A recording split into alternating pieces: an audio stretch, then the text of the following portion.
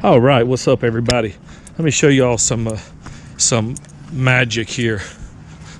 Some magic. It's a big mess I got going on, but it's magic.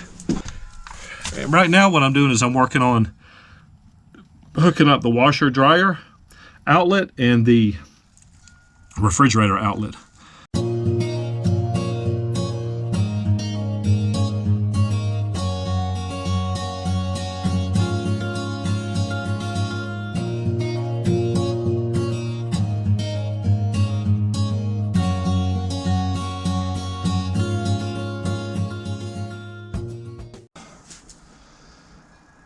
Yeah, so I don't think I showed you guys this before, but I had an electrician come out here at one point in time.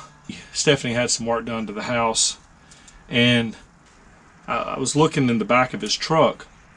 He had just left a job, and he had a big giant rat's nest of this 10 gauge wire right here. I mean, he had so much of it, I didn't know how much really, because it was all jumbled up.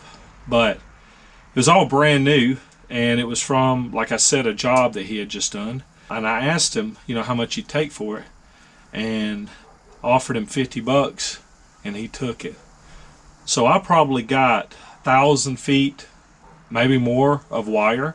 Most of it's 10 gauge.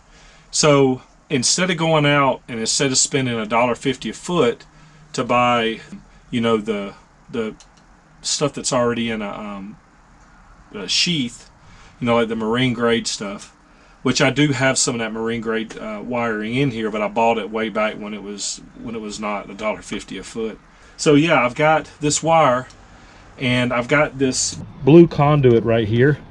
It's I don't know, an inch, 3/4 of an inch, something like that.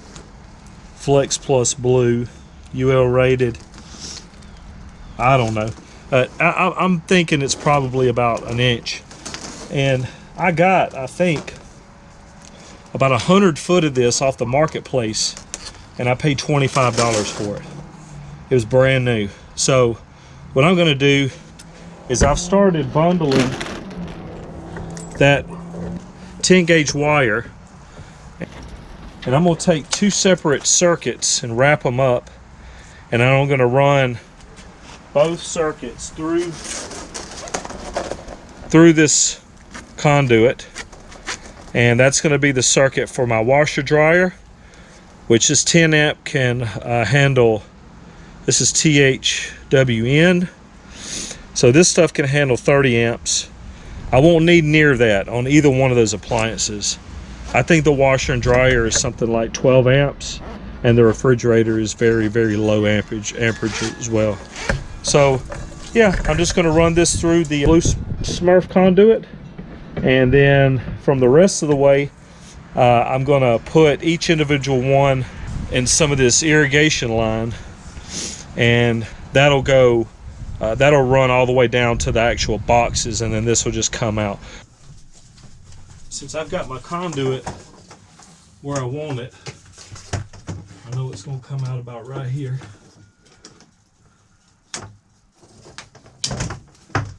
Like that.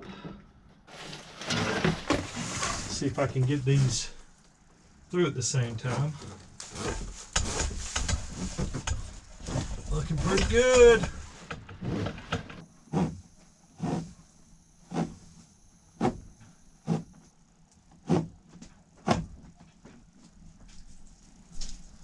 Are we through? Oh yeah. So now I'll pull each set of these wires through.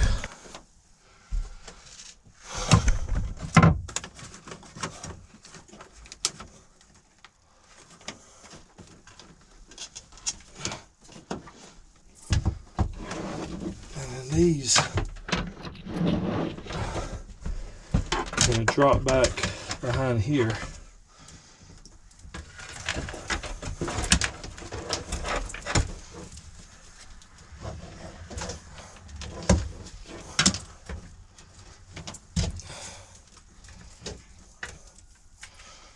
I don't think that these are going to fit through here, but oh yeah, they might. They sure will.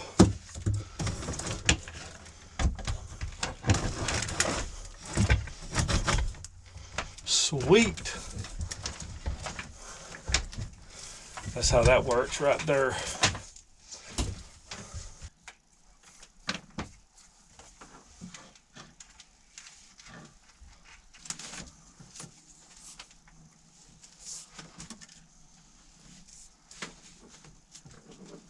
That's how that's going to work. So I wasn't really happy with the way that this wiring came through. The wires were kind of stiff and jumbled up right here, and I had drilled holes through this piece of wood right here.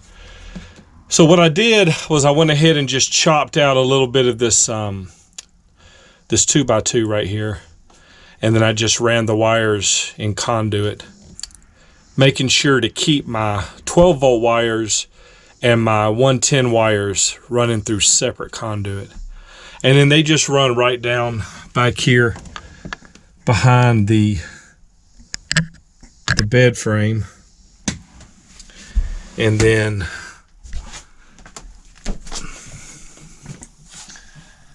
they just run right down here through a hole that I drilled and temporarily into this 12 volt box right here. And I've got a 12 volt battery hooked up to all the 12 volt right now. So yeah, I wanted to make sure to get all the wiring in as much conduit as I could. And I used a combination of this irrigation tubing, which is super cheap and a very effective way to run your 12 volt wiring. And a combination of this this blue conduit right here, which is the good stuff. So now the next thing is to get each of these circuits and hook them up.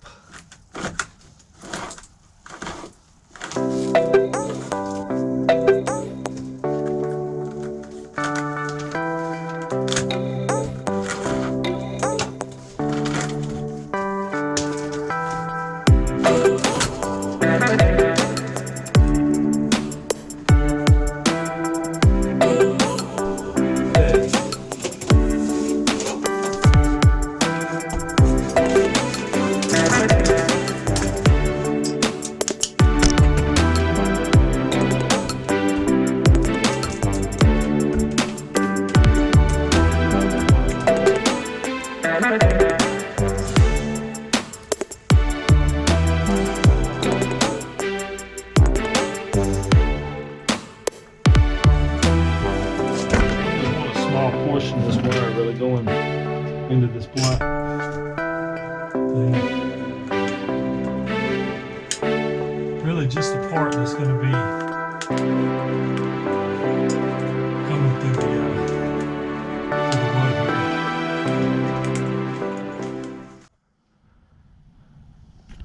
I went ahead and pulled both of those wires, both of those groupings of wires out of here, and I went ahead and drilled 2 holes, and then I just split them. So it goes from the blue conduit into the irrigation line in 2 different bundles. That way I don't have to worry about crowding the wires. There's a wire chart that you use to find out how many wires can go through what size conduit, and it didn't meet those requirements, and I didn't feel comfortable doing that. So you can see now how the wires run through 2 separate pieces of conduit, and then they run in between the windows, and then 2 holes were drilled right here. They come through, they go into the boxes, and then these will be their own separate circuits. In other words, I still have yet to hook these up, but this one will be the refrigerator, and then this one will be the washer dryer. So now what I'm going to do is I'm going to go ahead and start installing our 12 volt puck lights. I'm going to put 12 total in the bus. I'm going to walk up in here and show y'all how I'm doing it.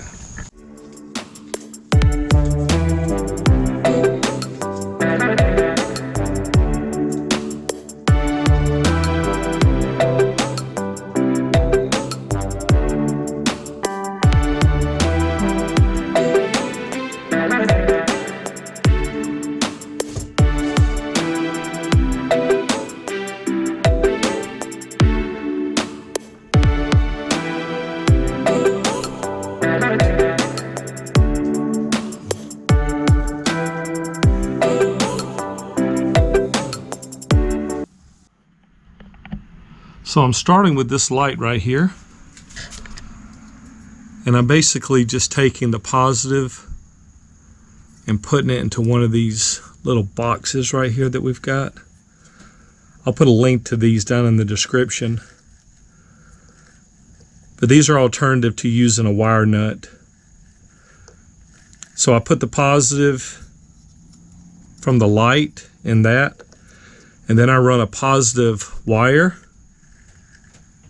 off of that box, and then it comes around, and then it goes into the next box, which is then going to be connected to the next positive on the next light, and so on and so forth. Do the same thing with the negative. The negative has its own separate box and its own separate wire. So basically I'm just stringing light to box, and then box to box, and then light to box, box to box, so on and so forth.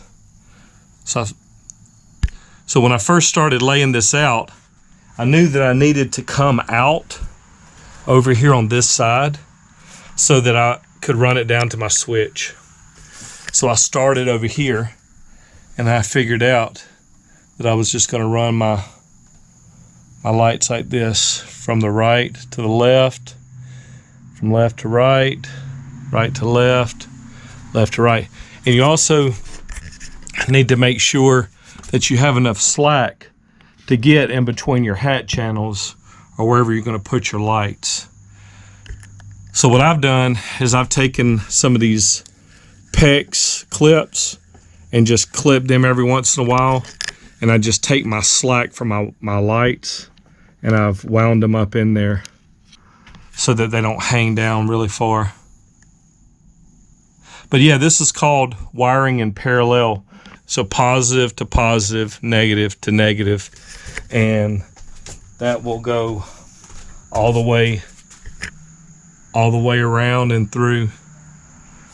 All right, so got all this big jumbled up mess here of wires, but I got these lights installed, some of them, and I can take them and test them just with a 18-volt battery here. So they're looking pretty good.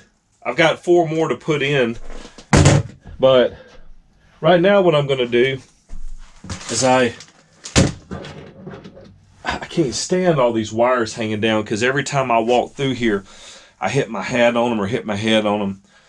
You know, we didn't do a roof raise on this bus just because I'm an amateur, and it'll be fine. I'm not really overly crowded feeling when I'm in here or anything, so it's all good. But what I'm going to do is I bought these little contraptions right here off of Amazon. I'm about to try them out, so I'll put the link down in the description for those. But they're just little 3M pads, and they actually come with a pack of screws as well, and these will just stick onto whatever surface that you want, and then these slides in there, and then you can ratchet down those wires and keep them tied up against the ceiling so that they don't hang everywhere. So that's what I'm going to do real quick, just a side project. Get all these wires out of the way and ready for when we put our ceiling up, so that they're not you know, hanging everywhere. So, all right. Zip it.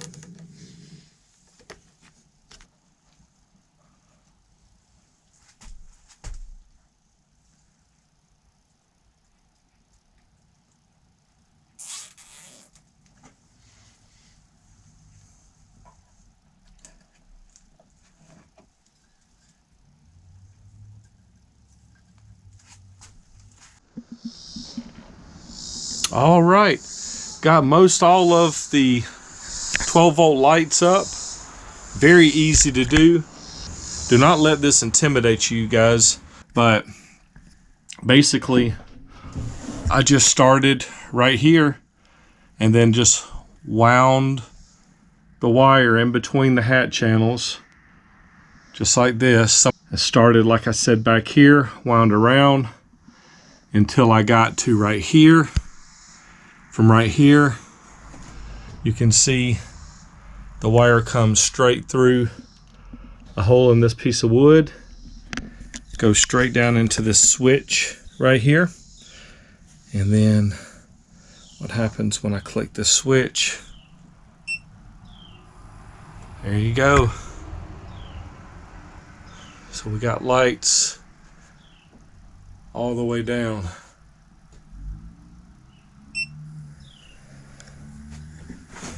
And with the switch, very simple. You got an input and an output on the switch. So your input runs from your 12-volt fuse box back here. And it runs, in my case, straight through the wall here. Straight through the wall back here,